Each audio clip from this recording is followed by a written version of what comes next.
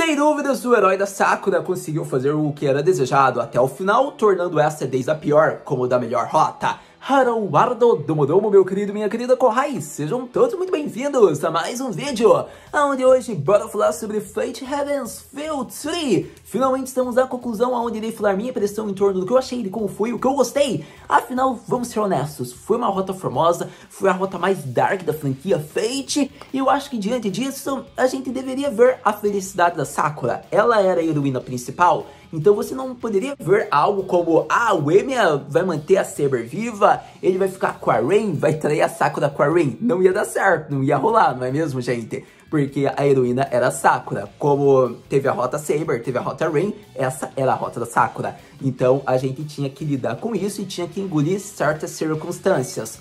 Porém, acredito que esse foi um daqueles filmes que precisava de 30 minutos a mais. Acho que 2 horas foi pouco, por conta de que teve muitas questões que ficou mal resolvidas e mal respondidas, como, por exemplo, a forma com que o Emiya conseguiu sobreviver, afinal, tendo tido seu corpo destroçado, destruído, quebradaço. A partir disso, é uma dúvida que muitos podem ter, e eu vou responder até o final desse vídeo. É um dos pontos mais centrais aqui do vídeo que eu quero falar com vocês, porque tem uma solução de como o Emiya conseguiu sobreviver graças à sua irmãzinha. Então fique ligado que você vai ter essa resposta. Mas até lá, muitos podem pensar, Haru, poxa, teve a Berserker, ou melhor dizendo, teve o Basaka, teve a Seiba e o Gilgamesh, nosso querido rei dos heróis. Por que ele não surgiu? Por que ele não apareceu? Não era para ele estar abduzido pelo controle da Dark Sakura?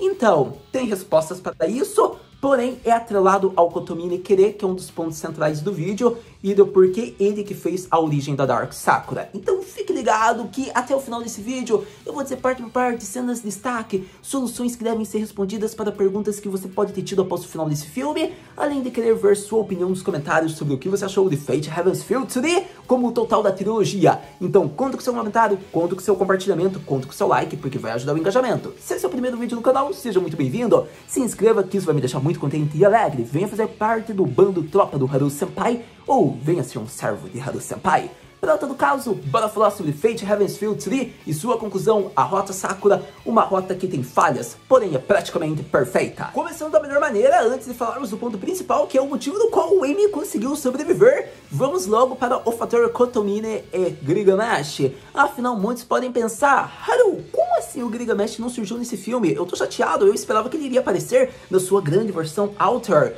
Então, ocorre que o Gilgamesh não tem sua versão Alter, pelo menos até então no meu conhecimento.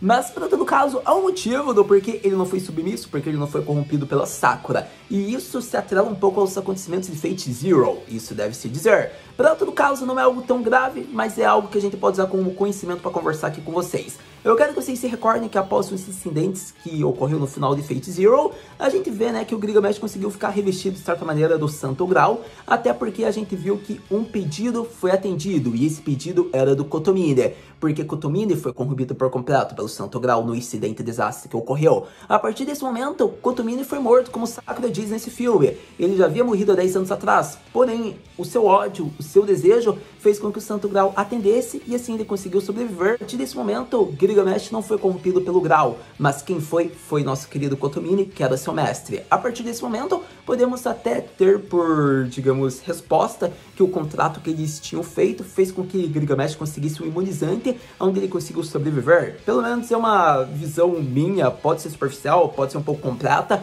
mas o que eu gosto é acreditar, visando um pouco o conhecimento final do Fate Zero, e um pouco da relação com o Kotomine, que havia feito o contrato, o mesmo sendo corrompido, e acontece que foi uma maneira do Gilgamesh conseguir sobreviver, sendo que ele já estava em volta do Santo Grau. Então ocorre que a Sakura não iria conseguir, digamos, corrompê-lo, mesmo sendo um grau artificial. A partir desse momento, ele poderia, digamos que por dentro dela própria, perfurá-la e matá-la e conseguir sair. Então é interessante porque ela decide digeri-lo, transformando em mana, para que ela não sofresse nenhum risco de vida, do que deixar como ela fez com Seiba ou com Basaka, que conseguiram ficar submissos a ela. Então é um ponto central que ela não conseguiria, porque talvez ela não tinha a habilidade suficiente de deter o rei dos heróis.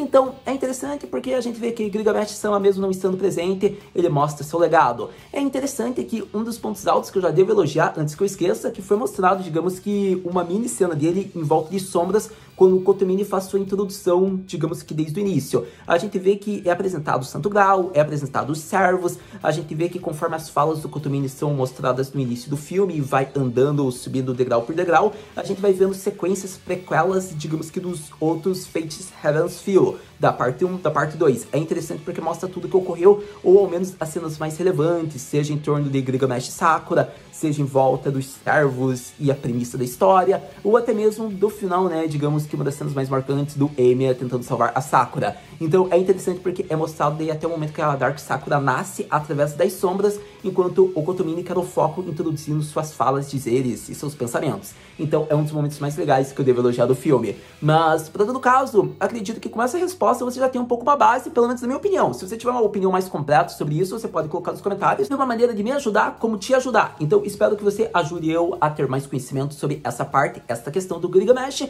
porque pelo menos é a visão máxima que eu posso ter, sendo que eles não conseguiram dar uma resposta por completa. A gente viu que a Sakura usou do Gilgamesh como palavra, que como se ela tivesse digerido as memórias, né, ele próprio, ela tem conhecimento sobre toda a situação do Kotomini. Então é interessante porque através disso a gente tem como resposta do porquê ele conseguiu sobreviver à submissão da Sakura, como do porquê o Kotomini, digamos, tinha tanto apreço pela Sakura. O motivo está feito, porque a Sakura foi criada como um grau artificial, digamos que pelo Mato Zouken, e a gente sabe que um dos pedidos que o Kotomini fez era do incidente do final do Fate Zero, onde o mal estava sendo instaurado e criado, e o grau atendeu. A partir desse momento, isso foi criado na Sakura, ela que era esse mal. Então é interessante, porque essa é a minha interpretação, um pouco de base.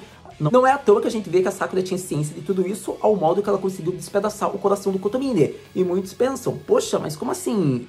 O que ela quer dizer com isso? Como que ele morreu 10 anos atrás? Porque ele havia morrido mesmo, só que o grau fez com que ele sobrevivesse, com todo o mal, o pedido atendido, virando no Black Heart. E foi esse Black Heart que a Sakura despedaçou, como ela disse na fala dela. Não dói ter seu coração despedaçado? Então é interessante, eu acho que ele é muito uma sequência do universo Fate, ele faz referências a Fate Zero, isso é um fato, e ele é um pouco vago, por ser uma longa-metragem, possivelmente não teve tempo para dar certas soluções de uma maneira mais clara e concreta, mas espero que você tenha entendido um pouco da minha visão sobre essa parte, pelo menos o que eu acho e o que eu acredito em volta de nosso querido Kotomini, Sakura e Gilgamesh. Mas acredito que tendo falado desse ponto, agora vamos ao ponto central do vídeo. Vamos falar de Emiya Shiro e a forma como ele conseguiu sobreviver. Começando a grande questão do filme, como Emiya conseguiu sobreviver sem ser protagonismo forçado, vamos para a solução. Afinal, foi uma falha da adaptação, eles não conseguiram dar respostas, ficou muito vago,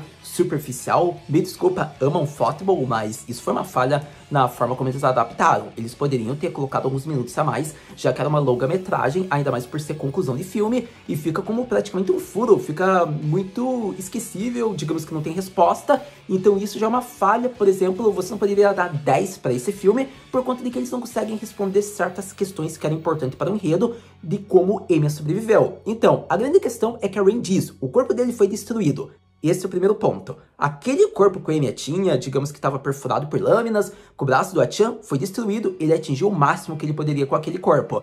Porém, a gente vê que o sacrifício e magia que sua irmã produz faz com que sua alma não se disperse, ao modo que, para ele viver, ele vai para um outro corpo, nem que fosse de um fantoche. A partir desse momento, a gente consegue ter um pouco de compreensão de como ele conseguiu sobreviver. Afinal, eu quero que você se recorde que, nesse meio tempo, provavelmente a Rin fez várias viagens com a Sakura, e um dos pontos altos que devemos nos recordar é que elas conheceram praticamente o mundo, é mostrado pelas cenas, pelos locais que elas visitam. É interessante porque a partir desse momento, tem uma personagem do universo Fate que faz ótimos corpos artificiais que são marionetes. A partir desse momento, a magia que a irmã do Emiya fez, a Airia, se eu não me engano, é mais ou menos assim a pronúncia dela, acontece que é uma magia que permitiu que a alma dele ficasse meio que mantida sem salvos, sem se dispersar caso o corpo dele fosse destruído. A partir desse momento foi com o sacrifício de sua irmã, mas a alma dele iria ser colocada, digamos que no outro corpo, e a partir desse momento a magia iria surtir efeito, fazendo com que todo o conhecimento, digamos que toda a estatura, digamos tudo que fosse possível ser similar do corpo anterior fosse passado para esse fantoche artificial para que se tornasse um corpo de verdade que vai envelhecer, vai sangrar se machucar, vai viver como se fosse uma nova vida com o mesmo corpo praticamente, só que de uma forma nova, se é que você me entende. Então, a partir desse momento, a alma do Amy ficou, digamos, mantida, como foi mostrado na forma que a Sakura estava com uma jaula, com uma gaiola, e a partir desse momento, a alma vai para aquela marionete, e aquela marionete vira um corpo humano de verdade. Então, é interessante, porque pode ser feito da magia da irmã do Amy, como, digamos, que dessa marionete. Então, é interessante porque, através disso, a gente consegue compreender de como ele estava bem, sem salvo, e praticamente o mesmo Amy, só que com um corpo um pouco mais remodelado, como mostra que, por mais que seja similar, tem suas certas diferenças, como foi mostrado no final do filme. Então, é interessante porque, a partir desse momento, é essa resposta que eu posso te dar, é baseado no conhecimento do universo Fate, com pesquisas, e é isso que a gente pode tentar aceitar com um pouco mais de compreensão. Foi devido à magia da irmã dele, como foi falado, você quer viver não importa a maneira, através disso vemos a magia que ela produz, a gente vê a cena da gaiola e a partir desse momento a gente vê aquela marionete e vê no final o Amy. Então são cenas estáticas, mas que com o contexto viram uma ponte para a compreensão. Então a partir desse momento, se você não havia entendido, espero que você tenha conseguido compreender agora na minha narrativa o que ocorreu e como o Amy conseguiu sobreviver. Para todo caso, acredito que com isso chegamos no final do filme, onde Sakura diz estar feliz acima de tudo, mesmo com tantos traumas ocorridos. Afinal, ela está com Amy, está com Rin, está com Araida, e a partir desse momento, vemos que 2 anos depois, eles estão num reencontro com seus antigos companheiros, concluindo o filme numa cena muito peculiar aos filmes anteriores da franquia Heaven's Feel, onde o pé dá o seu primeiro passo rumo à frente ao futuro, com Amy e Sakura concluindo com uma grande diversidade de sentimentos, a trilogia de Fate Heaven's Feel. E eu diria que chegamos em um dos momentos mais importantes do vídeo, que é os complementos de alguns fatos que eu havia esquecido de abordar com vocês. Começando com a origem de Zoukan. É interessante porque, sendo um dos personagens mais odiáveis dos animes, a gente viu que ele teve sua origem no Heaven's Feel, que é a rota, né, da garota da sua família, nossa querida Sakura. Então, a partir disso, é a melhor rota para ser abordado e desenvolvido esse personagem. Não é à toa que a gente vê ele como um dos fundadores, digamos que, da Guerra do Santo Grau. É interessante por conta que ele desejava criar uma utopia onde não houvesse dor e sofrimento. A gente vê isso que ele faria com os 2 fundadores da família Tozaka e da família Ainsbar, alguma coisa assim, que é a família da Aira. Mas é interessante porque a partir desse momento a gente vê que pode não parecer porque ele tá no auge da juventude, ele tá muito bonitão, não é à toa que o Amy achou que era o Shinji. A partir desse momento você vê que é o Zoukan, por conta que, por mais que ele tenha sido muito modificado com o tempo, se passou 500 anos. Ele já é um velhote, mas ainda é imortal. Então é interessante porque ele conseguiu sobreviver durante esses 500 anos. A forma como isso ocorreu é um pouco mal explicada, mas é interessante porque ele era um dos fundadores e viveu esses 500 anos ao modo que é falado. A gente vê isso primeiro no flashback da Aira com o Amy, né, mostrando a origem de tudo, como ocorreu na utopia que eles desejavam criar para sair da Terra, mas depois a gente vê logo no final do filme, quando o Amy tava falando com o Kotomine, a gente vê que mesmo tendo sido destroçado pela Sakura e esmagado, ele ainda sobreviveu, porém, aparentemente o seu fim é em torno de lava, de magna. A partir desse momento deve ser frisado algo muito interessante, ele diz, nesses 500 anos. Então, a partir desse momento, a gente vê que esse pedaço de minhoca era um cara bonitão, digamos que no auge da juventude dele. Então, é interessante porque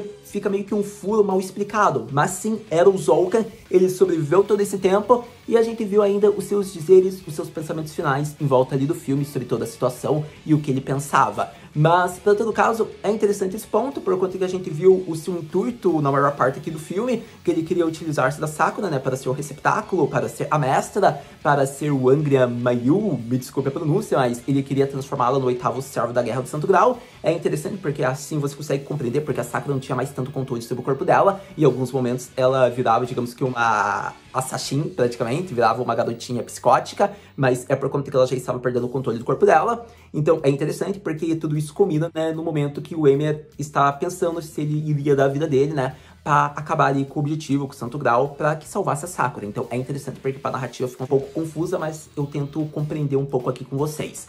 Mas, para todo caso, já tendo praticamente exaltado esse ponto, a gente fica naquela pergunta. Tá bom, Haru, é interessante, a gente pegou essa parte, mas então, Emiya, já que ele protagonizou grande parte do filme, das sequências de ação, eu quero que você me diga como a gente poderia considerá-lo. Afinal, se formos honestos, o Emiya é um humano, digamos que nesse momento, ele não é um servo, porém, ele detém poderes de um servo, que é o seu eu do futuro. É interessante porque a partir desse momento ele é um caso raro de quem poderia usar o poder de um servo, afinal é a sua versão do futuro, então por isso ele conseguia ter acesso ao poder do Archan. Mas é interessante ser frisado que ele não usava no full power, eu acho que faltou uma falta de um design bonitinho quando ele usava os poderes, vou ser honesto. Mas, para todo caso, é interessante que se ele usava os poderes de um servo, por mais que fosse o eu dele do futuro, que nomenclatura a gente poderia usar? O mais certo é considerar um humano que usava os seus poderes do futuro. Porém, fica próximo a um Faker, se é que você me entende. Porque em Fate, pelo menos no universo, né, da Type Moon, é interessante frisar que existe a classe Faker. Vamos considerá-los, digamos que como possíveis mestres, como o Emiya foi, que podem conduzir uma réplica do corpo, digamos que de demais servos. É interessante porque ainda é um caso muito raro, são poucos os casos de Fakers no universo Fate, mas é algo que já existe. É interessante porque talvez comece a ficar mais conhecido pela Rota Heaven's Feel, por esse universo, pelo Emiya Shiro, mas é algo que já foi apresentado no universo em diversas obras spin-offs de Fate. Então é interessante ser frisado isso por conta de que o Emiya possivelmente pode ficar mais conhecido, até mesmo pelo seu plot, porque ele vai virar um servo do futuro, mas ele é um humano no momento atual, está usando poderes do seu do futuro, mas como ele ainda não é um servo, ele deveria ficar considerado como Faker. Então, nessa nomenclatura, pelo menos da minha concepção, opinião e impressão geral aqui na visão. Mas, para todo caso, acredito que é isso que eu poderia dizer para vocês, que tem curiosidade se o Emiya é considerado um servo, pseudo-servo. Não, ele é um Faker e um dia se tornará servo. Mas, para todo caso, acredito que praticamente era isso que eu queria exaltar com vocês. Alguns pontos interessantes, alguns pontos centrais que deveriam ser frisados sobre Fate Heaven's Feel 3. Sem dúvidas, Fate Heaven's Feel 3 é um excelente filme de uma trilogia praticamente perfeita. Eu não vou ser injusto, talvez se torne a melhor rota das heroínas da franquia Stay. Eu acho que talvez a rota Sakura seja a melhor. Posso dizer que o primeiro filme foi muito bom, o segundo filme foi muito bom. A conclusão desse terceiro filme é aquela história, precisava de 30 minutos a mais. Só algumas cenas para tentar gerar um contexto não fica bacana. A gente vai ter que ir a fundo no universo Fate para ter compreensão. E para todo caso, por isso eu digo, foi um filme muito bom, com pitadas de excelência. Porém que certas cenas, por não ter tido um contexto completo, concreto, faz com que não se torne perfeito. Então esse é o problema, a trilogia fica praticamente perfeita por conta de algumas cenas que não foram muito bem respondidas neste filme. Ainda assim, vemos que diferente das outras rotas, o Emiya desta rota, desta linha, é um herói apenas da Sakura e com isso ele faz decisões cruéis e trágicas, como derrotar aniquilando Seiba. Posso dizer que foi muito triste, por conta que a Seiba é a minha wife favorita de Fate. Posso dizer que talvez a melhor wife de Fate seja a Rin, por conta de que mesmo mal tendo tempo de tela, digamos que sendo uma personagem principal, mas barra coadjuvante, ela ainda conseguiu roubar os holofotes. Não é à toa que eu senti meio que pitadas de química com a Rin, digamos que com o Emiya nessa trilogia, por mais que não fosse o foco e a heroína principal fosse a Sakura, e por mais que tenha rolado todas aquelas cenas carnais com a Sakura no segundo filme, ainda posso dizer que a Rin conseguiu marcar presença a um modo que realmente é assustador, o quão perfeita é essa waifu. Por isso eu digo que talvez ela seja a melhor da franquia Fate. Mas, para todo caso, a minha favorita é a Seiba. Por isso, machucou meu coração ver o que o Emiya fez. A gente vê a sua gratidão. Porém, eu posso dizer que ainda a essência dessa rota não era de uma relação com a Seiba, ainda mais porque era visando muito a Sakura, então não teria tempo por ser uma longa-metragem, e posso dizer que foi a única solução que o Emiya tinha para derrotar a Outer Saber, porque ela poderia ser controlada novamente, por mais que ela estivesse começando a ser despertada. Então, foi uma cena muito cruel, uma das mais tristes dos animes, mas posso dizer que como o foco era Sakura, até é compreensível o destino, não é à toa que a Outer Saber só aparece na franquia Heaven's Feel, se eu não me engano. E para todo caso, eu posso dizer que a inexperiência do Emiya continuou como mestre nessa franquia. Não é à toa que a gente vê que nem foi desenvolvida uma boa relação com a Saber, só o primeiro filme, e a gente viu a catástrofe que ocorreu com ela. então eu posso dizer que o que ele foi talvez um possível mestre bom na rota da Rin, ocorre que na rota Sakura ele praticamente não mostrou uma boa coordenação, uma boa relação com a Saber, por mais que ele fale que ele é grato por ela sempre ter salvado ele em tantos momentos. Mas como são apenas 3 filmes, pouco tempo de tela, a gente pode ter como conclusão que mal teve uma relação com a Saber nesta rota. Porém, como eu disse, tem explicações do motivo do qual não teve essa relação. Mas, para todo caso, ainda assim, foi legal a luta da Saber contra a Ryder. Querendo ou não, eu já sou apaixonado pela Ryder por conta do Babilônia. Querendo ou não, a Ana é uma das melhores personagens do universo Fate. Então, ter visto a Ryder meio que ser a serva principal, até digamos que holofotes, foi muito bacana. Posso dizer que ela protagonizou uma das melhores lutas dos animes, lutando com a Saber. A Studio Ufotable conseguiu fazer a excelência que eles sempre fazem. Por mais que algumas partes tenham ficado vagas na trama, a gente vê que a animação eles compensaram, proporcionando sequências de ação nos momentos certos. Então é interessante porque esse filme, ele é meio que um monólogo como a origem do Santo Grau. A gente tem respostas sobre a origem, a gente vê muito a essência da Aira, da linhagem dela, inclusive uma das cenas muito bonitas que ela se encontrou com a sua mama, né, no final. Então, pelo menos, ela não ficou só quando ela sacrificou sua vida para proteger o Emiya, ela encontrou o Katia dela, então assim a gente chora menos, mas para todo caso, por isso eu digo, esse filme teve muita informação, por isso 2 horas é pouco, pela excessividade de informação que eles teriam que colocar. Então eles conseguiram colocar a essência deles ao momento que eles também deram os momentos, sequências de ação com uma excelente animação. Então, a partir disso, acredito que eu também devo dar parabéns para Yuki Kajiura-san, por conta de que foi um arraso a Soul Track. Posso dizer que a luta da Rin contra a Dark Sakura me remeteu muito a Soul Track do tempo de Sword Art Online, porque a Kajiura-san é compositora dessas obras, então, respectivamente, eu senti uma vibe meio que Asuna. Espero esse estilo de Soul Track para o Progressive. Tanto que eu estou falando apenas de uma faixa da Soul Track, não de todas. Eu estou falando da Soul Track da Rin. Então, a partir desse momento, esse estilo de vibe que eu espero para Asuna no filme que ela vai protagonizar. E praticamente, acredito que foi interessante ser frisado também que a gente vê que como ele foi o herói da Sakura, o protagonista também consegue demonstrar mais da sua humanidade. É interessante essa questão. Eu acho que talvez seja algo menos nobre e talvez mais ideal que muitos humanos seguem. Então é interessante porque a Rota Heavensfield também consegue captar essa essência, que é algo que não conseguiria ser feito de uma maneira talvez tão perfeita com as demais rotas que já foram animadas. Mas, para todo caso, acredito que com isso, praticamente eu resolvi tudo que eu desejava falar sobre Fate Heavensfield.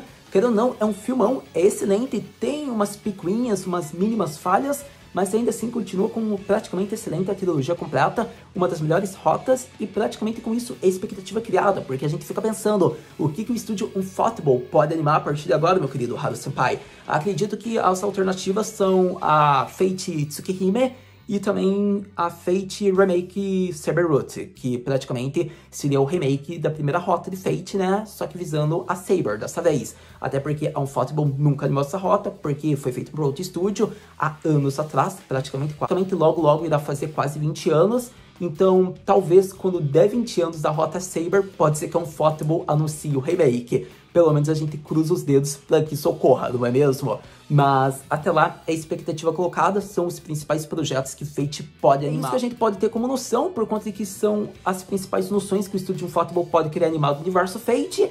Mas acredito que aqui está a minha opinião mais sincera, justa sobre Fate Heavensfield.